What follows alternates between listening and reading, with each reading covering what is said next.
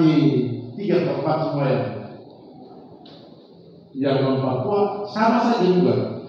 Ya, jadi hari ini saya mengunjungi Majelis Rakyat Papua karena ini adalah salah satu lembaga pemerintah yang menjadi mitranya gubernur dan mitranya DPRP.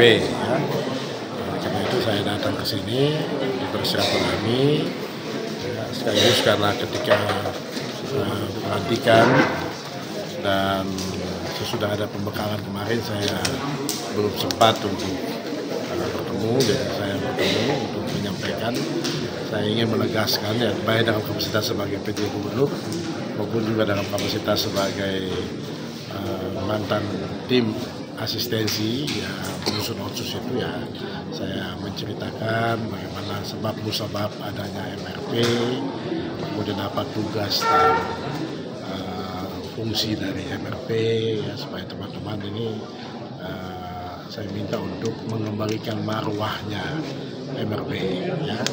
Jadi MRP itu adalah satu lembaga strategis, lembaga suprastruktur politik yang ada di Republik ini, khususnya di Provinsi Papua Barat Daya ini, punya kewenangan yang luar biasa. Oleh karena itu kita mengharapkan bahwa teman-teman yang sudah terpilih bisa melaksanakan tugas dan fungsi dengan sebaik-baiknya sehingga ada manfaat bagi masyarakat. Banyak pekerjaan yang harus dilakukan dalam hal untuk melakukan tadi proteksi, perlindungan terhadap hak-hak orang Papua. Kemudian yang kedua juga kebijakan-kebijakan yang harus mengafirmasi asing Papua, dan yang ketiga yang terpenting bagaimana pemberdayaan orang asing Papua. Dan ada 3 komponen di dalamnya. Yang satu harus menjaga bagaimana adatnya itu harus dijunjung tinggi. Yang kedua bagaimana hak-hak perempuan harus terlindungi. Dan yang ketiga harus tugas dari Pokja Agama bagaimana memastikan hubungan antar umat beragama, toleransi, kebersamaan beragama di sini harus terjamin. Itu tugas-tugas besar yang harus dilakukan oleh MRP.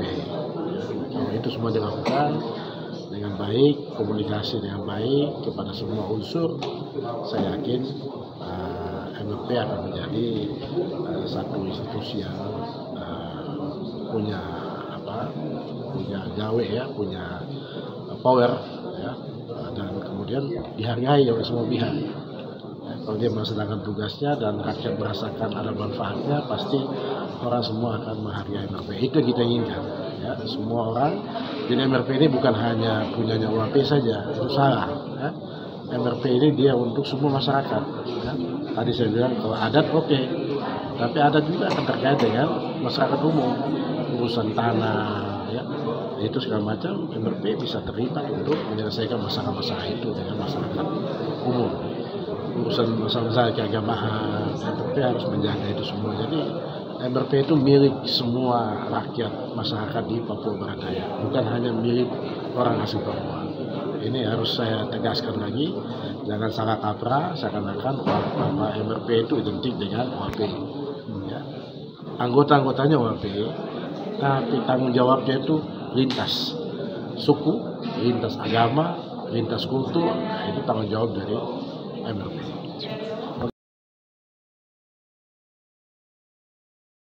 Beliau sudah sampaikan bahwa pada dasarnya beliau memberikan pencerahan karena mengajak kami untuk flashback apa arti kehadiran di undang-undang khusus itu, sehingga beliau telah menggambarkan itu dan Pak PJ Gubernur menjadi salah satu tokoh pelaku yang merencanakan, merancang dan menyusun daripada undang-undang khusus, sehingga pemahaman beliau itu lebih dalam, sehingga memberikan pencerahan bagi kami untuk bisa menjadi landasan awal untuk kami melaksanakan tugas fungsi Majelis Rakyat Papua ini ke depan. Tadi ada beberapa poin yang Pak PJ Gubernur tegaskan bahwa apa konsep kami ke depan dalam memproteksi yang namanya hak asasi dasar orang asli Papua. Kemudian bagaimana kami bisa membuat regulasi yang bisa seimbang dengan turunan daripada undang-undang khusus. dalam semua hak yang terkait dengan orang asli Papua. Mungkin itu beberapa hal yang beliau titipkan kepada kami, dan kami mewakili seluruh 33 anggota sebagai pimpinan sementara tadi menyampaikan beberapa pesan khusus bagi beliau untuk mendukung sepenuhnya semua program kerja yang nantinya akan dilaksanakan oleh Majelis Rakyat Papua. Kakak, apa yang akan Untuk mewujudkan apa yang menjadi harapan Bapak PJ Gubernur, ya kami sebagai pimpinan sementara akan mempercepat proses pembentukan alat kelengkapan MRP. Pimpinan terpilih sudah ada, tadi kami tawarkan kepada beliau untuk segera melantik pimpinan definitif beserta wakil ketua 1 dan wakil ketua 2 supaya seluruh tugas fungsi ini segera akan diwujudkan. Kakak izin nama jabatan.